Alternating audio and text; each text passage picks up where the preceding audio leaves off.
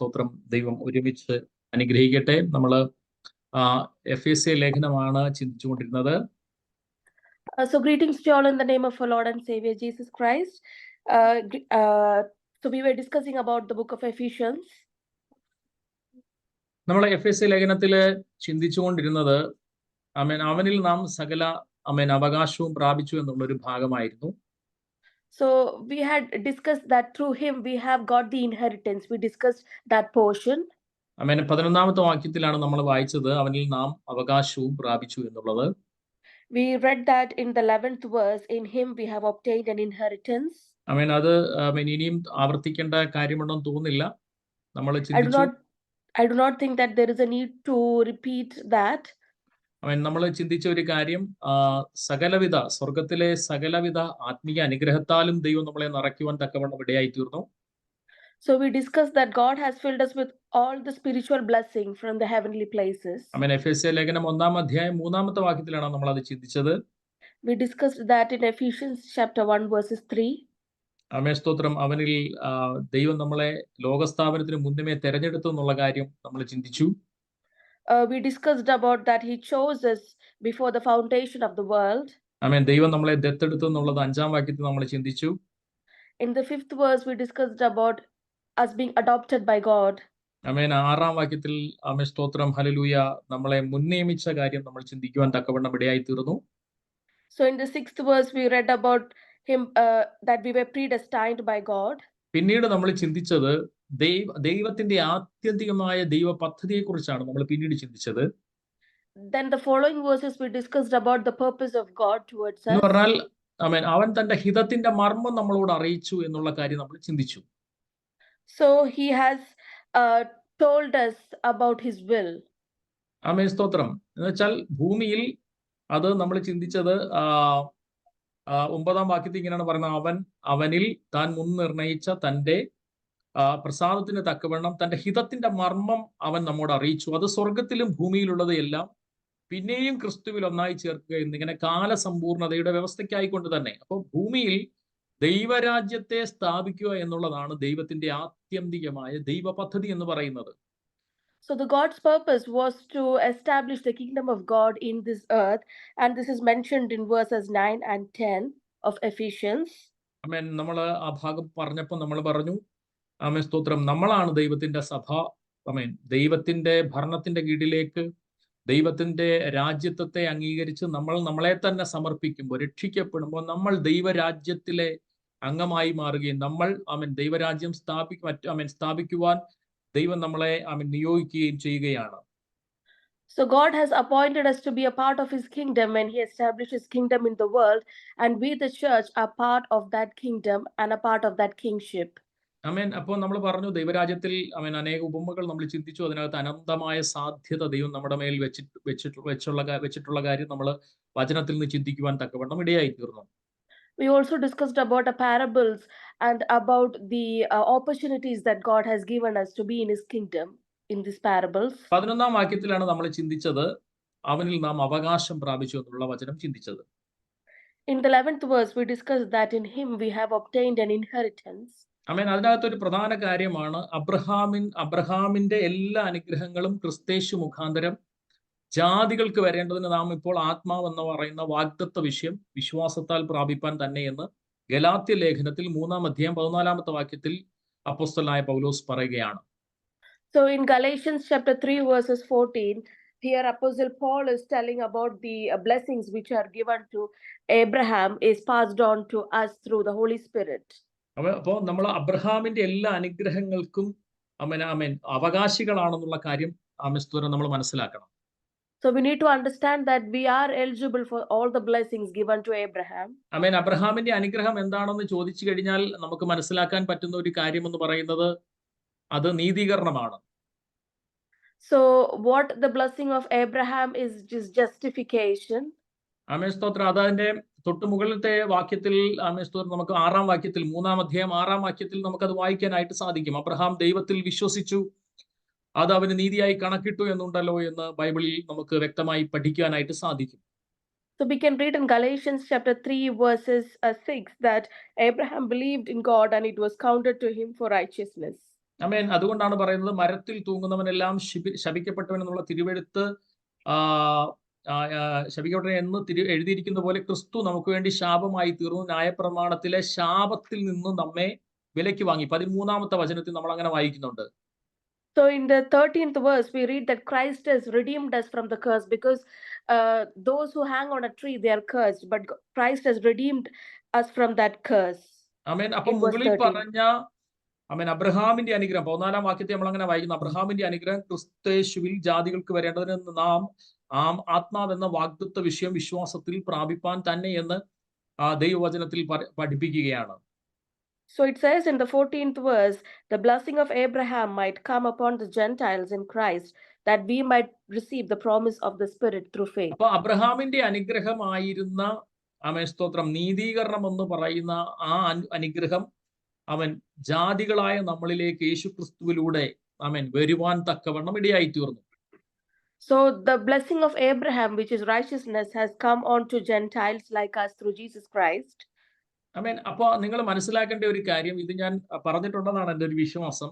അബ്രഹാമിനോട് ദൈവം പറഞ്ഞ സകല പ്രോമിസുകളും ആമേൻ ജാതികളായിട്ടുള്ള നമ്മൾക്ക് ഇപ്പോൾ ക്രിസ്തയേശുവിൽ അവകാശപ്പെട്ടതാണ്. So all the promises given to Abraham are passed on to Gentiles like us through Christ Jesus, and we are the heirs to that blessings. ആമേൻ. അബ്രഹാമിനോട് ദൈവം 4 കാര്യങ്ങളാണ് ആവശ്യപ്പെടുന്നത്. So God is asking 4 things from Abraham. ആമേൻ. അബ്രഹാമിനോട് ദൈവം ഉൽപ്പത്തി പുസ്തകം 12-ാം അധ്യായം 1-ാമത്തെ വാക്യത്തിൽ പറയുന്നത്, നിന്റെ ദേശത്തെ വിടണം, 2 ചാർച്ചക്കാരെ വിടണം, പിതൃദേശത്തെ വിടണം, ഞാൻ കാണിപ്പാനിരിക്കുന്ന ദേശത്തേക്ക് നീ യാത്രയാകണം. 4 കാര്യങ്ങൾ അബ്രഹാമിനോട് ദൈവം പറയുകയാണ്. So there are 4 things which God asks Abraham in Genesis chapter 12 verses 1.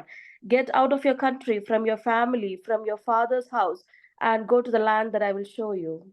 ഞാൻ പറയട്ടെ, ഇവിടെ അബ്രഹാമിന് ദൈവം പ്രത്യക്ഷപ്പെടുന്നതിന് ഇവിടെ ആമേൻ ഹാരാനിൽ വെച്ച് പ്രത്യക്ഷപ്പെടുന്നതിന് മുന്നമേ ദൈവം അബ്രഹാമിന് പ്രത്യക്ഷപ്പെട്ടതായിട്ട് ബൈബിളിൽ പറയാം. നിങ്ങൾക്ക് ആർക്കെങ്കിലും പറയാമോ അത് എവിടെ വെച്ചാണ് പ്രത്യക്ഷപ്പെട്ടതെന്ന് പറയാമോ? So before God appeared to Abraham in Haran, he had previously also appeared to Abraham. And can any of you tell me when it happened? ഏത് പുസ്തകത്തിലാണ് അത് പറയുന്നത് നിങ്ങൾക്ക് പറയാമോ? Which book is it mentioned? Can you tell us? Praise the Lord. അത് പറയുന്നത് അപ്പോസ്തല പ്രവൃത്തികളാണ് സ്തോത്രം അത് പറഞ്ഞിരിക്കുന്നത്. It is told in the book of Acts. മെസ്സപ്പൊത്തോമിയയിൽ വെച്ച് സ്തോത്രം ദൈവം അബ്രഹാമിന് പ്രത്യക്ഷപ്പെട്ടതായിട്ട് ബൈബിളിൽ പറയുന്നു. It is said in the Bible that God appeared to Abraham in Mesopotamia. ആമേൻ. അത് പ്രസംഗിച്ചത് സ്തെഫാനോസ് ആയിരുന്നു. It was preached by Stephen. അവൻ 7-ാം അധ്യായം 2-ാമത്തെ വചനത്തിൽ ഇങ്ങനെയാണ് വായിക്കുന്നത്, സഹോദരന്മാരും പിതാക്കന്മാരുമായ പുരുഷന്മാരെ കേൾപ്പീൻ, നമ്മുടെ പിതാവായ അബ്രഹാം ഹാരാനിൽ വന്നു പാർക്കും മുമ്പേ മെസൊപ്പൊത്തോമിയയിൽ ഇരിക്കുമ്പോൾ തന്നെ തേജോമയനായ ദൈവം അവന് പ്രത്യക്ഷനായി എന്ന് ബൈബിളിൽ പറയുകയാണ്. So it says in Acts chapter 7 verses 2, brethren and fathers, listen, the God of our glory appeared to our father Abraham when he was in Mesopotamia before he dwelled in Haran. ആമേൻ. ചരിത്രം പറയുന്നത് Abraham ഒരു വിഗ്രഹാരാധിയായ മനുഷ്യനായിരുന്നു, വിഗ്രഹങ്ങളെ വാർത്തുണ്ടാക്കി വിൽക്കുന്ന ജോലി ചെയ്യുന്ന ഒരു മനുഷ്യനായിരുന്നു എന്നാണ് ചരിത്രം പറയുന്നത്. So the history says that Abraham was an idol worshipper before he met God, and he used to sell idols. ആമേൻ. അങ്ങനെ ഇരിക്കുമ്പോഴാണ് അവൻ തേജോമയനായ ദൈവം അവന് മെസ്സപ്പൊത്തോമിയയിൽ ഇരിക്കുമ്പോൾ അവന് പ്രത്യക്ഷപ്പെടുന്നത്. During that time, the glorious Lord appeared unto him in Mesopotamia. കണ്ണുണ്ടായിട്ടും കാണാത്ത, ചെവിയുണ്ടായിട്ടും കേൾക്കാത്ത, കൈയുണ്ടായിട്ടും ചലിപ്പിക്കുവാൻ കഴിയാത്ത തന്റെ വിഗ്രഹങ്ങളെ പോലെയല്ല, സർവശക്തനായിട്ടുള്ള ഒരു ദൈവം തന്നോട് സംസാരിച്ചു കഴിഞ്ഞപ്പോ ആ ദൈവത്തിന്റെ വാക്കിന് പിന്നാലെ അബ്രഹാം ഇറങ്ങിത്തിരിക്കുവാൻ തക്കവണ്ണം ഇടയായി തീർന്നു. So Abraham understood that the Almighty God was not like the idols which he had been making, those who had eyes but could not see, those who had ears but could not hear, or had hands but couldn't move. So he heeded the voice of the Lord and obeyed him and went to the place where he asked him to go to. Amen. Praise the Lord. Hallelujah. അപ്പോ അങ്ങനെ അവൻ ഇറങ്ങിത്തിരിച്ച സമയത്താണ് തേരഹ് മരിക്കുന്നത്. 11-ാം അധ്യായം അവസാനത്തെ വാക്യത്തിൽ നമ്മൾ കാണുന്നുണ്ട്. അവൻ അവിടെ തേരഹ് മരിച്ചു കഴിഞ്ഞതിന് ശേഷം അബ്രഹാം 12-ാം അധ്യായം അവൻ 1-ാമത്തെ വാക്യത്തിൽ വീണ്ടും അബ്രഹാമിന് പ്രത്യക്ഷപ്പെട്ട് അബ്രഹാമിനോട് വാഗ്ദത്തം ചെയ്യുകയാണ്. So during that time, his father Terah is passing away, and in the beginning of chapter 12, the Lord is appearing to Abraham. നിങ്ങൾ 11-ാം അധ്യായം വീട്ടിൽ പിന്നീട് വായിച്ചു നോക്കുക. നമുക്ക് സമയമില്ല അതെല്ലാം വായിക്കാനായിട്ട്. സ്തോത്രം അവിടെ ഇറങ്ങിത്തിരിക്കുന്നതായിട്ട് നമുക്ക് കാണാൻ കഴിയും. അപ്പോൾ 12-ാം അധ്യായം 1-ാമത്തെ വാക്യം മുതൽ ദൈവം അവനോട് വീണ്ടും പറയുകയാണ്, നീ 4 കാര്യം ചെയ്താൽ ഞാൻ നിനക്ക് 7 അനുഗ്രഹങ്ങളെ തരുമെന്നാണ് ദൈവം പറഞ്ഞത്. So in the last portion of Genesis chapter 11, it tells about the death of Abraham's father Terah, and from the 12th chapter, from verses 1, the Lord is asking Abraham to do 4 things, and as a result of following these 4 things, God is giving him 7 blessings. അവൻ ദൈവം അബ്രഹാമിനോട് പറയാണ്, ഞാൻ നിന്നെ വലിയൊരു ജാതിയാക്കുമെന്ന് പറയുകയാണ്. So God is telling Abraham, I will make you a great nation. ഞാൻ പറഞ്ഞു, അബ്രഹാമിന്റെ എല്ലാ വാഗ്ദത്തങ്ങളും ഇപ്പോൾ ക്രിസ്തേശുവിലൂടെ നമുക്ക് അവകാശപ്പെട്ടതാണ്. So all the blessings given to Abraham are now given to us through Christ Jesus. അവൻ ദൈവം പറയാ, ഞാൻ നിന്നെ വലിയൊരു ജാതിയാക്കാൻ വേണ്ടി പോവുകയാണ്. So God is telling you, I will make you a great nation. അവൻ അടുത്തായിട്ട് പറയാണ്, ഞാൻ നിന്നെ അനുഗ്രഹിക്കുമെന്ന് ദൈവം പറയുകയാണ്. God is telling, I will bless you. അവൻ അടുത്തായിട്ട് പറയുകയാണ്, ഞാൻ നിന്റെ പേര് വലുതാക്കുമെന്ന് പറയുകയാണ്. God is telling that I will make your name great. നീ ഒരു അനുഗ്രഹമായിരിക്കുമെന്ന് ദൈവം ആവർത്തിച്ചു പറയുകയാണ്. So God is repeating again, you shall be a blessing. നിന്നെ അനുഗ്രഹിക്കുന്നവരെ ഞാൻ അനുഗ്രഹിക്കുമെന്ന് ദൈവം പറയുകയാണ്. God is telling that I will bless those who bless you. നിന്നെ ശപിക്കുന്നവരെ ഞാൻ ശപിക്കുമെന്ന് ദൈവം പറയുകയാണ്. God is telling, I will curse him who curses you. അവൻ 7-ാമതായിട്ട് ദൈവം പറയുകയാണ്, നിന്നിൽ ഭൂമിയിലെ സകല വംശങ്ങളും അനുഗ്രഹിക്കപ്പെടും.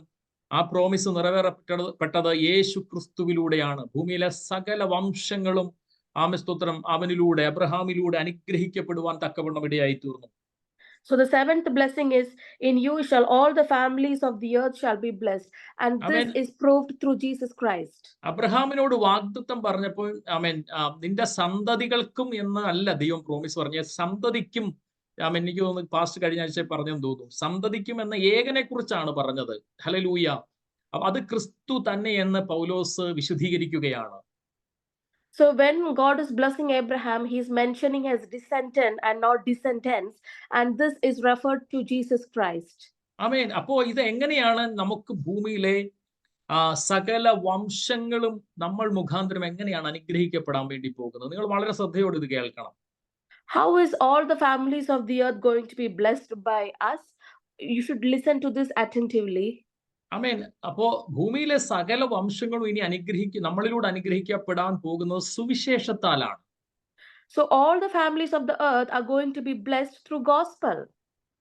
Praise the Lord. അപ്പോ ഭൂമിയുടെ അറ്റത്തോളം നിങ്ങൾക്ക് ഈ ദൈവിക സുവിശേഷവുമായി കടന്നു പോകാൻ ഒരു സാധ്യത ഈ അനുഗ്രഹത്തിലൂടെ, ഈ അവകാശത്തിലൂടെ കർത്താവ് വെച്ചിരിക്കുകയാണ്. So God is giving us this opportunity to go to all the ends of the world and preach the gospel through this blessing. Amen. Hallelujah. നിങ്ങൾ എത്ര പേര്, പലരും ഒത്തിരി പേര് പറയുന്നത് ഞാൻ കേട്ടിട്ടുണ്ട്, എനിക്കൊരു ചെറിയ ഏതെങ്കിലും ഒരു ഗ്രാമത്തിൽ ഒരു ചെറിയ ശുശ്രൂഷ ചെയ്താൽ മതി. അങ്ങനെ പറയുന്ന ഒത്തിരി ആളുകളെ ഞാൻ കണ്ടിട്ടുണ്ട്. So there are many people who say that I just want a ministry in a small village. ആമേൻ. ഒരു കൊച്ചു സഭ എനിക്ക് മതിയെന്ന് അതുകൊണ്ട് തൃപ്തിപ്പെടുന്ന ഒരുപാട് ആളുകളെ ഞാൻ കണ്ടിട്ടുണ്ട്. So pastor has seen a lot of people who are just satisfied with a small church or a small ministry. Praise the Lord. Hallelujah. നിങ്ങൾ ഒരു ചെറിയ ദർശനത്തിൽ അവസാനിക്കാൻ അല്ല ദൈവം ആഗ്രഹിക്കുന്നത്. So God is not desiring that you should limit yourself to a smaller vision. കഴിഞ്ഞ ദിവസം ഞാൻ റെയ്നാൾഡ് ബോങ്കയുടെ ഒരു സാക്ഷ്യം കേൾക്കാൻ തക്കവണ്ണം ഇടയായി തീർന്നു. So pastor heard the testimony of Reinald Bonke. ആമേൻ. ഒരിക്കൽ അദ്ദേഹം നെയ്റോബി എന്ന് പറയുന്ന സ്ഥലത്ത് ഒരു ക്രൂസൈഡ് നടത്താൻ വേണ്ടി വരികയാണ്. So he had gone to a place called Nairobi to do a crusade. ആ സമയത്ത് അതിന്റെ സംഘാടകർ പറഞ്ഞു, നിന്റെ ജീവിതത്തിലെ ഏറ്റവും വലിയ ക്രൗഡിനെയാണ് നീ ഇന്ന് അഭിസംബോധന ചെയ്യാൻ വേണ്ടി പോകുന്നത്, പ്രസംഗിക്കാൻ വേണ്ടി പോകുന്നത്. 1 മില്യൺ 10 ലക്ഷം ആളുകളാണ് ഇന്ന് ഇവിടെ കൂടിയിരിക്കുന്നതെന്ന് പറഞ്ഞു. So the Holy Spirit told Reinald Bonke that holy spirit അല്ല, അതിന്റെ സംഘാടകര് പറഞ്ഞു, ഇന്ന് നിന്റെ ജീവിതത്തിലെ ഏറ്റവും വലിയ, ഹോട്ടലിൽ വെച്ച് പറഞ്ഞു, നിന്റെ ഈ ജീവിതത്തിലെ ഏറ്റവും വലിയ ക്രൗഡിനെയാണ്, ഇതുവരെ നീ കണ്ടിട്ടുള്ളത് വെച്ച് ഏറ്റവും വലിയ ക്രൗഡാണ് ഇന്ന് നീ അഭിസംബോധന ചെയ്ത് സംസാരിക്കാൻ വേണ്ടി പോകുന്നത്, സുവിശേഷം പറയാൻ വേണ്ടി പോകുന്നത്. 10 ലക്ഷം ആത്മാക്കൾ, 1 മില്യൺ ജനക്കൂട്ടം അവിടെ കൂടിയിട്ടുണ്ടെന്ന് പറഞ്ഞു. Okay, so the coordinators had told Reinhard Bonke that there are 10 lakh people who are gathering in this crusade, and this is going to be the great number of people that you're going to face in this crusade. Reinhard Bonnke പറഞ്ഞൊരു സാക്ഷ്യം ഇതാണ്. എന്റെ ഹൃദയത്തിൽ ചെറിയൊരു ഒരു ഒരു ഒരു അഹങ്കാരം ഒക്കെ ആയിട്ട് ഞാൻ സ്തോത്രം ആ പ്ലാറ്റ്ഫോമിലോട്ട് കയറുമ്പോൾ പരിശുദ്ധാത്മാവ് തന്നോട് ചോദ്യം ചോദിച്ചു. So Reinhard Bonke had became a bit proud when he heard about the number, and when he got in the platform of the stage, the Holy Spirit അദ്ദേഹത്തോട് spoke to him. ചോദിച്ചതാണ്, പരിശുദ്ധാത്മാവ് ചോദിച്ചത് ഇങ്ങനെയാണ്, ആർ യു സാറ്റിസ്ഫൈഡ്? നീ സംതൃപ്തനാണോ എന്നൊരു ചോദ്യം ചോദിച്ചു.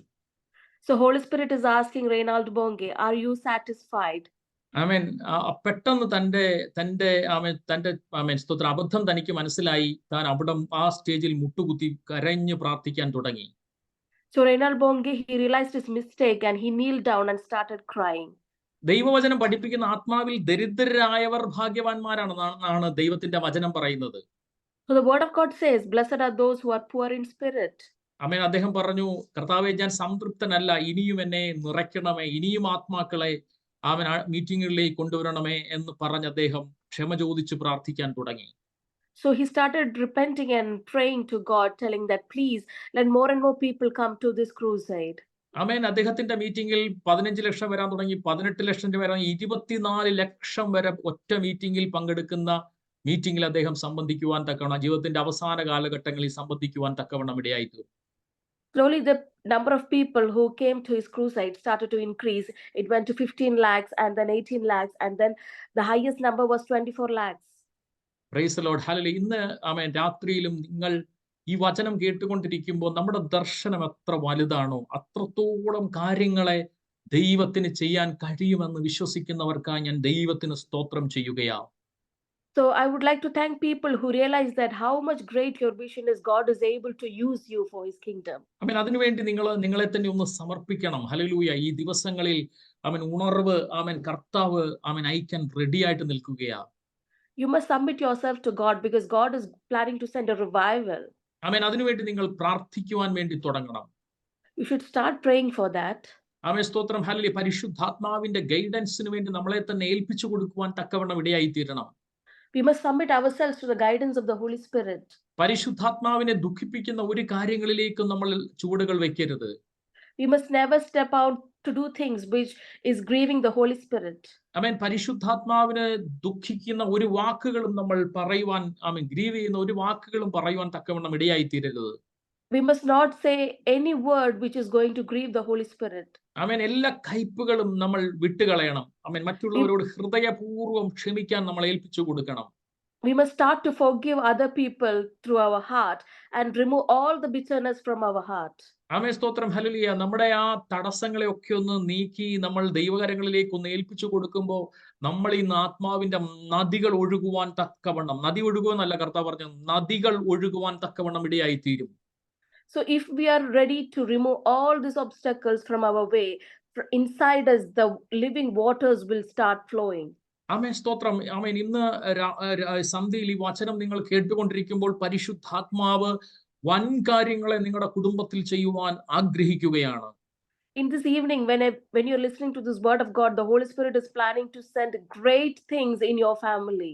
ഭൂമിയിലെ സകല വംശങ്ങളും നിങ്ങൾ നിമിത്തം അനുഗ്രഹിക്കപ്പെടണമെന്നുള്ളതാണ് ദൈവത്തിന്റെ പദ്ധതി. So God's purpose is that all the families of the earth should be blessed by you. അടുത്ത വചനം നിങ്ങൾ വായിക്കുമ്പോൾ നമ്മള് സ്തോത്രം എഫെസ്യ ലേഖനത്തിലേക്ക് വരുമ്പോൾ വായിക്കുമ്പോൾ അത് തന്നെയാണ് നമ്മൾ 4-ാം വാക്യത്തിൽ വായിച്ച അതേ കാര്യം തന്നെയാണ് പരിശുദ്ധാത്മാവ് വീണ്ടും അവിടെ എഴുതിയിരിക്കുന്നത്.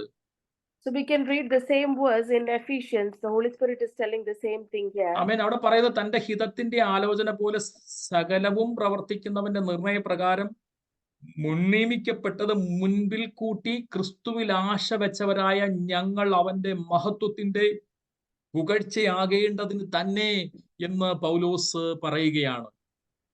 റെഫറൻസ് ഒന്ന് പറയാമോ? Verse 11 and 12. Ephesians അവകാശം പ്രാപിച്ചു എന്ന് പറഞ്ഞിട്ട് അതിന്റെ താഴെ പറയുകയാണ്, തന്റെ ഹിതത്തിന്റെ ആലോചന പോലെ സകലവും പ്രവർത്തിക്കുന്നവന്റെ നിർണയപ്രകാരം മുൻ നിയമിക്കപ്പെട്ടത് മുമ്പിൽ കൂട്ടി ക്രിസ്തുവിൽ ആശ വെച്ചവരായ ഞങ്ങൾ അവന്റെ മഹത്വത്തിന്റെ പുകഴ്ചയാകേണ്ടതിന് തന്നെ. കണ്ടോ, ദൈവമഹത്വത്തിന്റെ പുകഴ്ചയ്ക്കായിട്ടാണ് ദൈവം നമ്മളെ മുൻ നിയമിച്ചിരിക്കുന്നത്. എഫേസ്യർ 1:4 നമ്മൾ അത് തന്നെ നമ്മൾ അത് തന്നെ വായിച്ചു. ഹല്ലേലൂയ. ആമേൻ. So, ദൈവം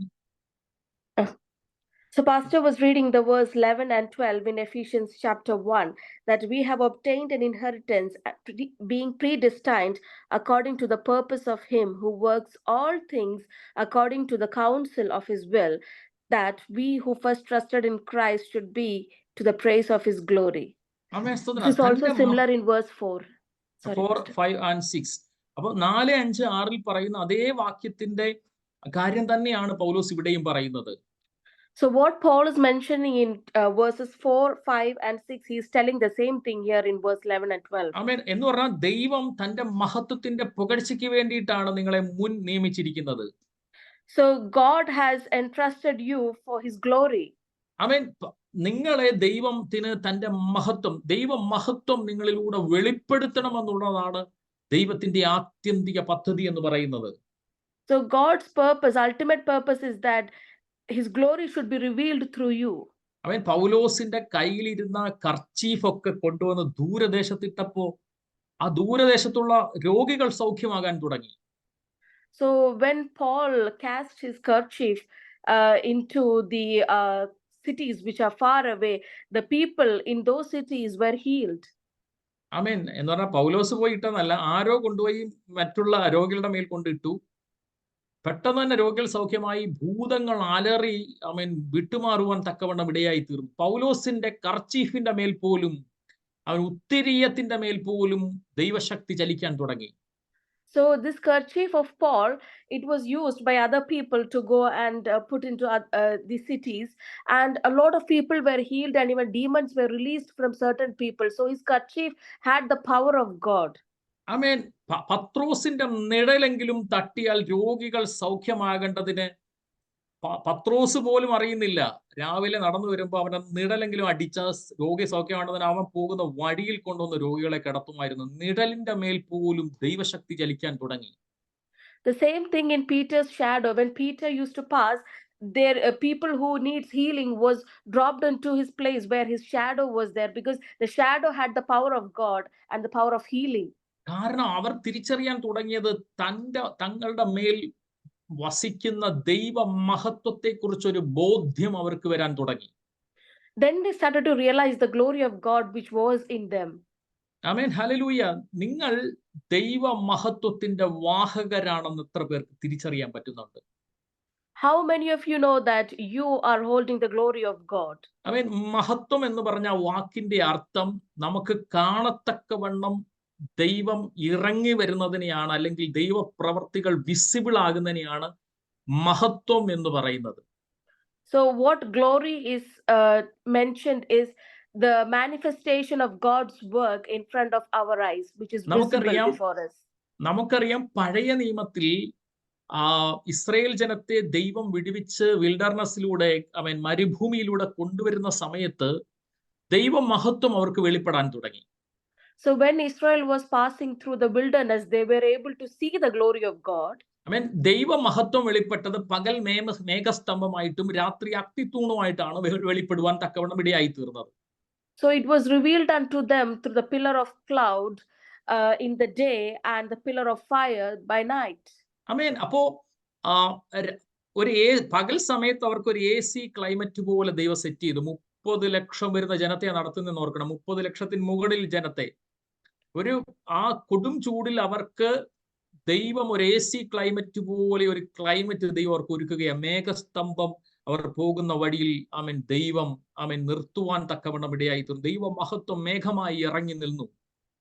So the glory of God was manifested through the pillar of cloud, and it was giving them like kind of an AC feeling. And there were about 30 lakhs people in this wilderness who were traveling under the glory of God. ആമേൻ. രാത്രിയിൽ അഗ്നിത്തൂണായിട്ട് അതേ സ്തോത്രം സംഭവം തന്നെ രാത്രിയിൽ അഗ്നിത്തൂണായി വെളിപ്പെടുവാൻ തക്കവണ്ണം ഇടയായി തീർന്നു. The same thing, the glory of God was revealed unto them through night through the pillar of fire. Amen. Hallelujah. അപ്പൊ അവർക്ക് രാത്രിയിൽ വെട്ടം അതിനകത്തുനിന്ന് കിട്ടുകയാണ്. ദൈവത്തിന്റെ വലിയ സംരക്ഷണം അവർക്ക് വെളിപ്പെടുവാൻ തക്കവണ്ണം ഇടയായി തീർന്നു. they're all getting the light through this pillar of fire by night, and also they're getting a protection and security from God. അവർക്ക് ആ മഹത്വത്തിനകത്ത് അവർ ജീവിക്കാൻ തുടങ്ങിയപ്പോൾ ബൈബിൾ പറയുന്ന അവരുടെ കാലിലെ ചെരുപ്പ് തേഞ്ഞു പോയില്ല. So when they started to live under this glory of God, even their sandals did not fade. ഞാൻ പറഞ്ഞിട്ടുള്ള ഒരു കാര്യമുണ്ട്, അവരുടെ കാലിലെ ചെരുപ്പ് തേയാതിരുന്നിട്ട് കാര്യമില്ല. കാരണം അവർക്ക് ചെരുപ്പ് മേടിക്കാൻ അവർക്കൊരു ചെരുപ്പ് കടയില്ല, തുണി മേടിക്കാൻ തുണിക്കടയില്ല. 1 വയസ്സുള്ള ഒരു കുഞ്ഞ് കനാൻ ദേശത്ത് വന്നു കയറുമ്പോൾ 41 വയസ്സാകും. ഹല്ലേലൂയ. അങ്ങനെയാകുമ്പോൾ അവന്റെ വസ്ത്രം അവനോട് കൂടെ വളരണം, അവന്റെ ചെരുപ്പ് തേയാതിരുന്നിട്ട് കാര്യമില്ല.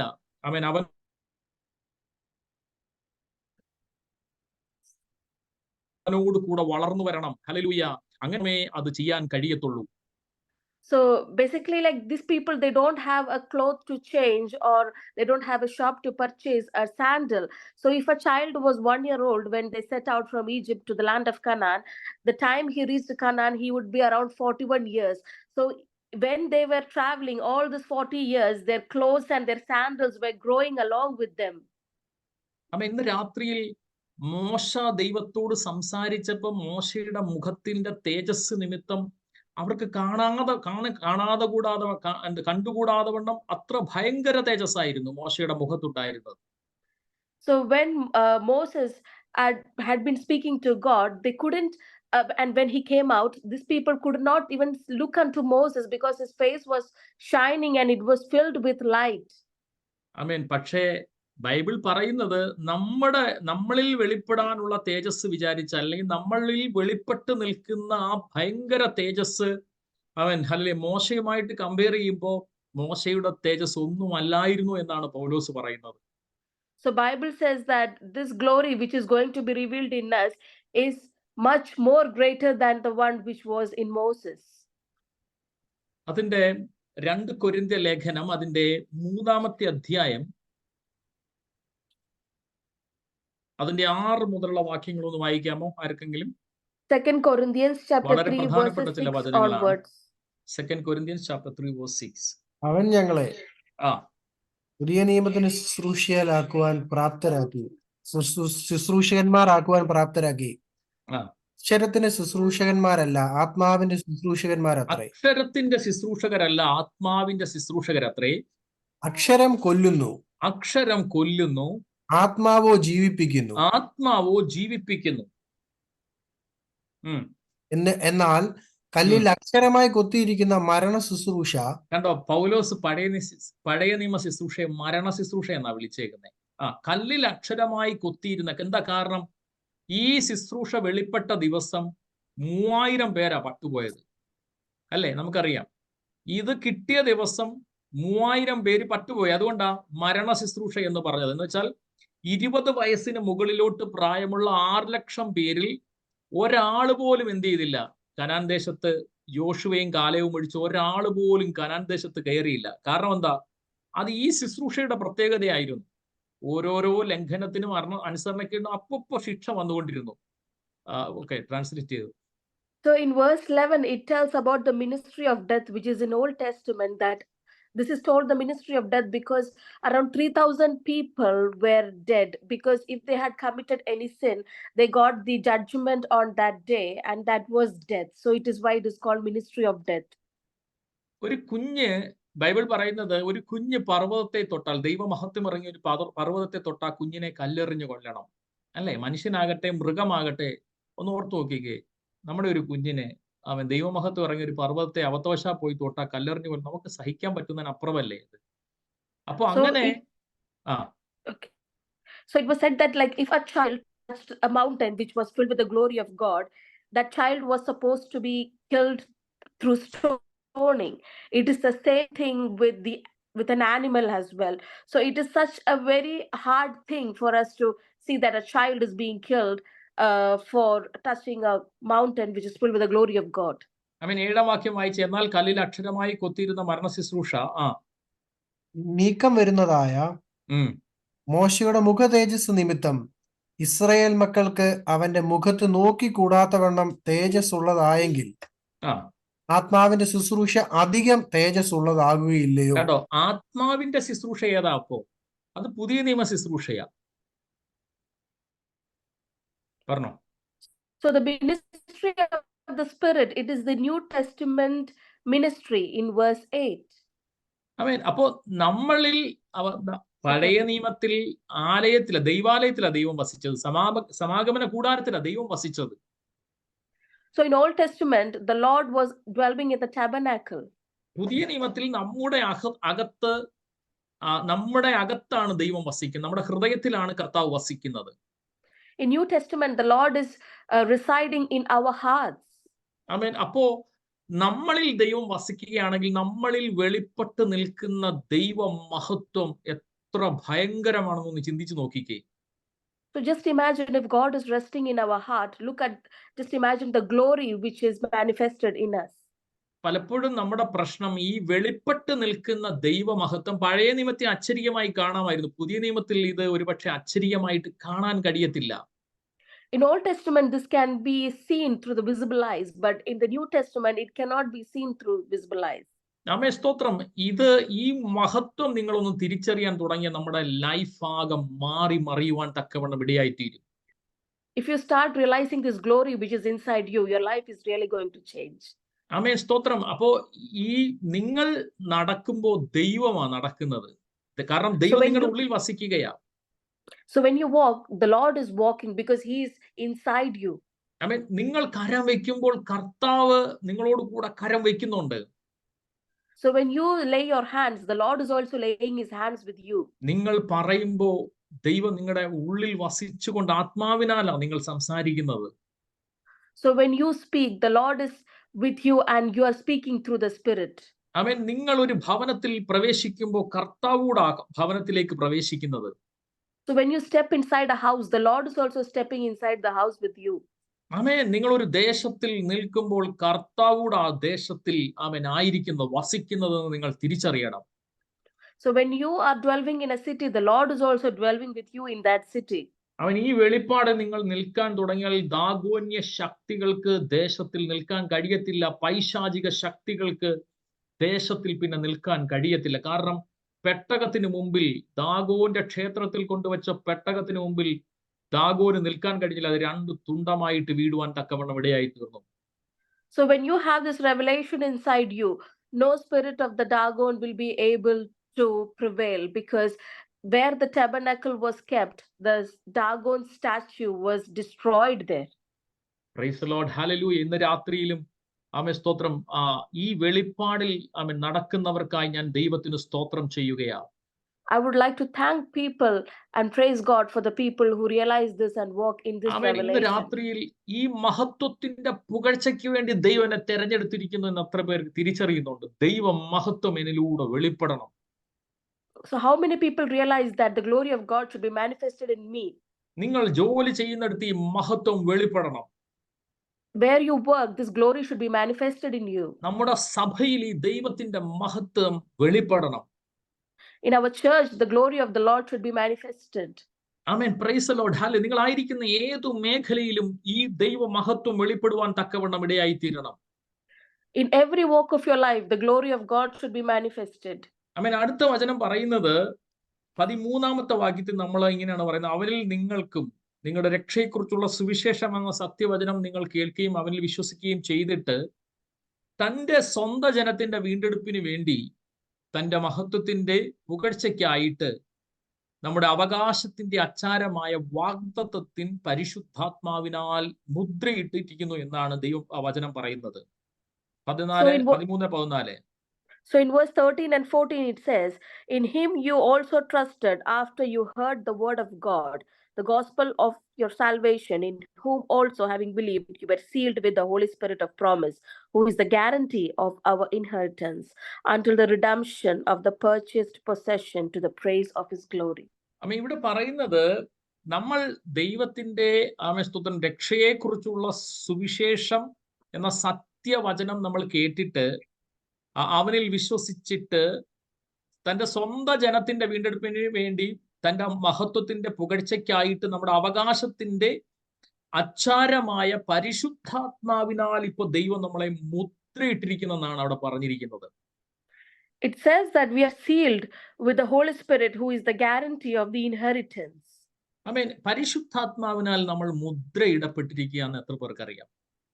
How many of you know that we are sealed with the Holy Spirit? പണ്ട് കാലഘട്ടത്തിൽ, അക്കാലഘട്ടത്തിൽ ദൂരസ്ഥലത്ത് നിന്നും ഈ തടികൾ ബോട്ട് മാർഗം അല്ലെങ്കിൽ ഈ നദികൾ വഴിയായിട്ട് എഫെസോസിലേക്ക് വരുമായിരുന്നു. So in olden times, wood used to be transported through boats to the land of Ephesus. ആ കാലഘട്ടത്തിൽ ഓരോരുത്തരുടെയും തടികൾ തിരിച്ചറിയുവാനായിട്ട് പ്രത്യേക തരത്തിലുള്ള മാർക്കുകൾ, മുദ്രകൾ വയ്ക്കുമായിരുന്നു. So in order to identify each one's wood, a mark used to be made on this wood. നമ്മുടെ നാട്ടിൽ പണ്ട് ഈ തമിഴ്നാട്ടിൽ പോയി കാളകളെ ഈ പോത്തിനെയൊക്കെ മേടിക്കുന്ന ഒരു സംഭവം ഉണ്ടായിരുന്നു. പഴയ ആളുകൾ, കുറച്ച് പ്രായമുള്ളവർക്ക് അറിയാം. അങ്ങനത്തെ ഇപ്പോഴത്തെ ചെറുപ്പക്കാർക്കൊന്നും അറിയത്തില്ലായിരിക്കും. ഞങ്ങളുടെയൊക്കെ ചെറുപ്പകാലത്ത് അങ്ങനെയൊക്കെ മേടിച്ചുകൊണ്ട് വരുന്നത് ഞാൻ കണ്ടിട്ടുണ്ട്. So in olden times in Tamil Nadu, cattle used to be bought from people to Kerala. Yeah, to Kerala, like ox and like that. അപ്പൊ അങ്ങനെ കൊണ്ടുവരുന്ന കാളകളെ, വലിയ കൂട്ടം കാളകളെയാണ് പലര് ചേർന്ന് ഇങ്ങനെ നടത്തിക്കൊണ്ട് വരുമായിരുന്നു. So a big group of oxen used to be led by people from Tamil Nadu to Kerala. അതിന്റെ കൊമ്പുകളിൽ ഇന്നാരുടെ കാളയാണെന്നത് തിരിച്ചറിയാൻ വേണ്ടിയിട്ട് പ്രത്യേക തരത്തിലുള്ള കളറ് അവര് മാർക്ക് ചെയ്യുമായിരുന്നു. So they used to tie a color to each of the oxen to identify that it belonged to a certain person. അവരുടെ നാട്ടിൽ വരുമ്പോൾ അവർക്കറിയാം ഇത് ഈ കളറൊക്കെ അടിച്ചിരിക്കുന്നത്, കൊമ്പിൽ അടിച്ചിരിക്കുന്നത് ഇന്നാരുടെ കാളയാണെന്ന് പറഞ്ഞ് അവര് ആ നാട്ടിൽ വരുമ്പോൾ അതിനെ അവരെ എടുത്തുകൊണ്ട് പോകുമായിരുന്നു.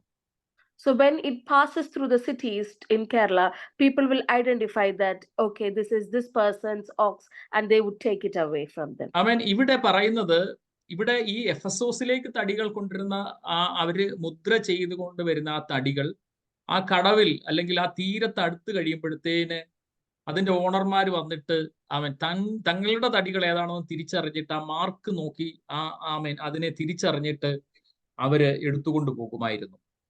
So the owners used to come to the bank of this river and identify their wood by seeing their mark on it and take it away from them. ഇവിടെ പറയുന്നത് നമ്മളെ മുദ്രയിട്ടിരിക്കുന്നത്, സ്തോത്രം, വീണ്ടെടുപ്പിനായിട്ട് മുദ്രയിട്ടിരിക്കുന്നത് പരിശുദ്ധാത്മാവിനെയാണ് മുദ്രയിട്ടിരിക്കുന്നത്. So it says that we are sealed with the Holy Spirit for the redemption. Praise the Lord. Hallelujah. അപ്പോൾ ഇവിടെ പറയുകയാണ്, തന്റെ സ്വന്തം ജനത്തിന്റെ വീണ്ടെടുപ്പിന് വേണ്ടി തന്റെ മഹത്വത്തിന്റെ പുകഴ്ചയ്ക്കായിട്ട് നമ്മുടെ അവകാശത്തിന്റെ അച്ചാരമായ വാഗ്ദത്തത്തിൻ പരിശുദ്ധാത്മാവിനാൽ നമ്മളെ മുദ്രയിട്ടിരിക്കുകയാണ്. So it says that we are sealed with the Holy Spirit of promise, who is the guarantee of our inheritance until the redemption. ദൈവത്തിന്റെ മുദ്ര പതിഞ്ഞ വ്യക്തികളാണ് ഞാനും നിങ്ങളും. So we are the people who are sealed with the seal of God. Praise the Lord. Hallelujah. അപ്പോ പിശാചിനും എന്നെയും നിങ്ങളെയും തൊടുവാൻ അധികാരമില്ല, അവകാശമില്ല. കാരണം ദൈവത്തിന്റെ മുദ്രയാകുന്ന പരിശുദ്ധാത്മാവ് എന്റെയും നിങ്ങളുടെയും മേൽ വീണിരിക്കുകയാണ്. So Satan doesn't have the right to touch you because we are sealed with the Holy Spirit. Praise the Lord. Hallelujah. നിത്യതയുടെ തീരത്ത് നാം ചെല്ലുമ്പോ സ്തോത്രം, അവൻ ഇരു കരങ്ങളും നീട്ടി നമ്മളെ സ്വീകരിക്കാൻ വേണ്ടി സ്തോത്രം നമ്മളെ എതിരേൽപ്പാൻ അവൻ ആ നിത്യതയുടെ തീരത്ത് അവൻ നമ്മെ നിൽക്കുമെന്ന പ്രത്യാശയുള്ളവർക്കായിട്ട് ഞാൻ ദൈവത്തിന് സ്തോത്രം ചെയ്യുകയാണ്. So God is waiting for us at the shore of eternity to embrace us. സാധാരണ നിലയിൽ ഈ അച്ചാരം കൊടുക്കുന്നതിന്റെ കാരണം എന്താണെന്നറിയാം? അച്ചാരം കൊടുക്കുക എന്ന് പറയല്ലോ ഈ വിവാഹത്തിന്. എന്തിനു വേണ്ടിയിട്ടാ? വിവാഹം നടക്കുമെന്നുള്ളതിന്റെ ഉറപ്പിന് വേണ്ടിയിട്ടാ കൊടുക്കുന്നത്. So why is this guarantee given at the time of marriages? Because it is a sign to show that this marriage will happen. സ്തോത്രം, വിവാഹം നടന്നിട്ടില്ല, നടക്കാൻ പോകുകയാണെന്നുള്ളതിന്റെ തെളിവാണ് അച്ചാരം കൊടുക്കുക എന്ന് പറയുന്നത്.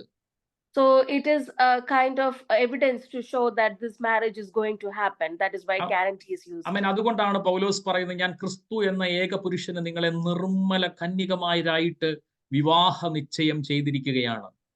So that is why it said that you have been betrothed to Christ. സ്തോത്രം. Hallelujah. നിങ്ങളുടെ ഏകാഗ്രത ക്രിസ്തുവിനോടുള്ള അവിടെ ഇങ്ങനെയാ പറയുന്നത്, 2 കൊരിന്ത്യർ ഹല്ലേലൂയ, നമുക്ക് വായിച്ചു പോകാം. 2 കൊരിന്ത്യർ ലേഖനം 11-ാം അധ്യായം അതിന്റെ 2-ാമത്തെ വചനം. 2 Corinthians chapter 11 verse 2 and 3. So it says, for I'm jealous for you with godly jealousy, for I have betrothed you to one husband, that I may present you as a chaste virgin to Christ. ഇവിടെ പറയുകയാണ്, ഞാൻ ക്രിസ്തു എന്ന ഏക പുരുഷനെ നിങ്ങളെ നിർമ്മല കന്യകമാരായി ഏൽപ്പിപ്പാൻ വിവാഹം നിശ്ചയം ചെയ്തിരിക്കുന്നു. So it says that I have betrothed you to one husband, that I may present you as a chaste virgin to Christ. ആമേൻ. എന്നാൽ സർപ്പം ഹവ്വയെ ഉപായത്താൽ ചതിച്ചതുപോലെ നിങ്ങളുടെ മനസ്സ് ക്രിസ്തുവിനോടുള്ള ഏകാഗ്രതയും നിർമ്മലതയും വിട്ട് വഷളായി പോകുമോ എന്ന് ഞാൻ ഭയപ്പെടുന്നു. But I fear lest somehow, as the serpent deceived Eve by his craftiness, so your minds may be corrupted from simplicity that is in Christ. അവൻ വിവാഹ നിശ്ചയം ചെയ്യപ്പെട്ട ഒരു സ്ത്രീ എപ്പോഴും ചിന്തിക്കുന്നത് താൻ വിവാഹം കഴിക്കാൻ പോകുന്ന പുരുഷനെ കുറിച്ചായിരിക്കും. So a lady who is betrothed to marriage will always think about the man whom she is going to marry. ആമേൻ, സ്തോത്രം. ഇവിടെ പൗലോസ് പറയും, ഞാൻ ക്രിസ്തു എന്ന ഏക പുരുഷനെ നിങ്ങളെ സഭയെ ആമേൻ നിർമ്മല കന്യകമാരെ, വെറും കന്യക എന്നല്ല അവിടെ പറഞ്ഞിരിക്കുന്നത്, നിർമ്മല കന്യക എന്ന് പറഞ്ഞാൽ യാതൊരുവിധ അശുദ്ധിയും ഏൽക്കാത്ത, ആമേൻ സ്തോത്രം, നിർമ്മല കന്യകയായിട്ട് വിവാഹ നിശ്ചയം ആമേൻ ചെയ്തിരിക്കുകയാണ്. അപ്പോ യാതൊരു പാപപ്രവൃത്തിയും യാതൊരു അശുദ്ധിയും ഇനി ആമേൻ, അതുകൊണ്ടാണ് പൗലോസ് പറയുന്നത് യാതൊരു അശുദ്ധിയും നിങ്ങൾ പേർ പറയുക പോലും ചെയ്യരുതെന്നല്ല പറയുന്നത്, അങ്ങനെ പേർ പറയുക പോലും അരുതെന്നാണ്. അത്രയ്ക്ക് വിശുദ്ധിയോടെ ജീവിക്കണമെന്നാണ് ദൈവവചനം നമ്മളെ പഠിപ്പിക്കുന്നത്. So the word of God is teaching us in this verse that we have been betrothed to Christ, the one husband, has pure and innocent and blameless and righteous virgins, and there should be no uncleanliness or unholiness inside us. ആമേൻ. നമ്മുടെ പെന്തക്കോസ്തുകാരുടെ ഈ രീതിയിൽ സാധാരണയായിട്ട് ഈ കൊലപാതകവും വ്യഭിചാരവും വെള്ളമടിക്കുന്നതും ഒക്കെ ഉള്ളൂ നമ്മുടെ ലിസ്റ്റിൽ പാവമായിട്ടുള്ളത്. So for Pentecostal people, what they think is like drinking alcohol, adultery, murder, these are the unholiness. സഹോദരനോട് നിസ്സാര, ഫൂൾ എന്നല്ല ഇംഗ്ലീഷിൽ പറഞ്ഞിരിക്കുന്നത്, പറഞ്ഞാൽ നീ നരകത്തിൽ പോകുമെന്നാണ് യേശു പഠിപ്പിച്ചത്. But what Jesus Christ is teaching us that if you call your brother a fool, you will go to hell. ആ പാസ്റ്റർ ഇങ്ങനെ പറയത്തില്ല, ആ പാസ്റ്റർ അല്ലെങ്കിൽ ആ ഒരു ദൈവദാസൻ, അവൻ ഹല്ലേലൂയ, അവൻ അങ്ങനെ വിധിക്കുന്ന എത്രയോ പേർ ആ സഹോദരനെ കുറിച്ച്. അവൻ നമുക്ക് വാക്കുകളിൽ ദൈവമക്കളെ ഒരു നിയന്ത്രണവും ഇല്ല. Many times we don't have any control over our words because we sometimes judge people. ആമേൻ, സ്തോത്രം. നമ്മൾ നെഗറ്റീവായിട്ട്, ഒന്നാമത് നമ്മൾ നെഗറ്റീവായി സംസാരിക്കരുത്. First thing is we must avoid speaking negatively. ആമേൻ. നമ്മൾ എപ്പോഴും പോസിറ്റീവായി സംസാരിക്കണം. We must always speak positive things. നമ്മൾ വിശ്വാസം സംസാരിക്കണം. ആമേൻ. നല്ല കാര്യങ്ങൾ, ഒരാളുടെ നല്ല ഗുണങ്ങൾ പറയണം നമ്മൾ. We must always talk about the good deeds of a people, and we must always talk about faith. Amen. KP യോഹന്നാൻ മരിച്ച സമയത്ത് ഒത്തിരി ആളുകൾ ഇപ്പൊ നല്ല കാര്യങ്ങൾ പറയുന്നു. ജീവനോടിരുന്നപ്പോ എന്തെല്ലാം പറഞ്ഞു. ഹല്ലേലൂയ. ദൈവമക്കളെ, മരിക്കുമ്പോഴല്ല ഒരാളെ കുറിച്ച് നല്ലത് പറയണ്ട, അയാൾ ജീവനോടിരിക്കുമ്പോ ആമേൻ സ്തോത്രം പറയണം. നല്ല കാര്യങ്ങൾ അദ്ദേഹത്തെ കുറിച്ച് പറയണം, സംസാരിക്കണം. ആരെയും നമ്മൾ വിധിക്കരുത്. വിധിക്കാൻ ദൈവത്തിന് മാത്രമേ അധികാരമുള്ളൂ. We must not judge anybody because only God has the right to judge others. And when a person lives, we must talk to him about his good deeds and not when he dies. ആമേൻ. നമ്മൾ എല്ലാവരെയും ഹൃദയപൂർവ്വം സ്നേഹിക്കുവാൻ തുടങ്ങണം. We must always start loving each other through our heart. Amen. Praise the Lord. അപ്പോൾ ഞാൻ പറഞ്ഞു വന്നത്, ആമേൻ, ഇവിടെ ആമേൻ ക്രിസ്തു എന്ന ഏക പുരുഷന് നിർമ്മല കന്യകമാരായിട്ട് ദൈവം ഇപ്പൊ നമ്മളെ വിവാഹ നിശ്ചയം ചെയ്യാൻ ഏൽപ്പിച്ചിരിക്കുക. പൗലോസ് പറയുന്നു, പരിശുദ്ധാത്മാവെന്ന ചൂടടയാളം ആമേൻ ഞാൻ എൻ്റെ ശരീരത്തിൽ ഇപ്പോ വഹിച്ചുകൊണ്ടിരിക്കുകയാണ്. So it says in by Paul അല്ലേ പാസ്റ്റർ പറയുന്നത്, that മറ്റൊരു വചനത്തിൽ പറയുകയാണ്, ദൈവത്തിന്റെ ചൂടടയാളം ഞാൻ എൻ്റെ ശരീരത്തിൽ വഹിക്കുന്നെന്ന് പൗലോസ് പറയുകയാണ്. So Paul is telling that I am bearing this hot seal of the Holy Spirit inside him. Amen. Praise the Lord. Hallelujah. ഇന്ന് രാത്രി നമ്മളെ തന്നെ, ബാക്കി നമുക്ക് അടുത്ത ക്ലാസ് ചിന്തിക്കാം, നമ്മളെ തന്നെ ഒന്ന് ഏൽപ്പിച്ചു കൊടുക്കാം. ഇന്ന് രാത്രി നമുക്ക് ദൈവസന്നിധിയിൽ പ്രാർത്ഥിക്കാം. Let us submit ourselves to God and pray this evening. ആമേൻ. എല്ലാവരും കണ്ണുകളെ അടച്ചൊരു നിമിഷം ഒന്ന് പ്രാർത്ഥിച്ചേ. Let us close our eyes and pray to God. Amen. Hallelujah. ഇന്ന് രാത്രിയിൽ കേട്ട വചനത്തിനു മുമ്പായി ദൈവം തന്റെ മഹത്വത്തിന്റെ പുകഴ്ചയ്ക്ക് വേണ്ടി അവൻ നമ്മളെ മുൻനിയമിച്ചിരിക്കുകയാണ്. നമ്മൾ ഇന്ന് രാത്രിയിൽ കേട്ടല്ലോ. So we heard that God has predestined us to the praise of His glory. അവൻ ഹല്ലേലൂയ ഇന്ന് രാത്രി മഹത്വത്തെ കുറിച്ച് ചില കാര്യങ്ങൾ നമ്മൾ ചിന്തിച്ചല്ലോ. We discussed some aspects of the glory. ആമേൻ സ്തോത്രം. ആ മഹത്വം മറ്റുള്ളവരിലൂടെ മറ്റുള്ളവർക്ക് വെളിപ്പെടുവാൻ തക്കവണ്ണം, ദൈവരാജ്യത്തിന്റെ ഈ മഹത്വം വെളിപ്പെടുവാൻ തക്കവണ്ണം അവൻ ഇന്ന് രാത്രിയിൽ എല്ലാ കുടുംബങ്ങളുടെ മേലും ഒരു ദൈവിക മഹത്വം അവൻ ഇന്ന് രാത്രിയിൽ വെളിപ്പെടുന്നതിനായി ഞാൻ ദൈവത്തിന് സ്തോത്രം ചെയ്യുകയാവും. I would like to thank Lord for the glory which is going to be manifested in our families. Amen hallelujah. എല്ലാവരും പ്രാർത്ഥിച്ചേ. നമ്മളെല്ലാവരും പ്രാർത്ഥിക്കുമ്പോൾ അവൻ സ്തോത്രം പാസ്റ്റർ ഇപ്പോൾ പ്രാർത്ഥിക്കും.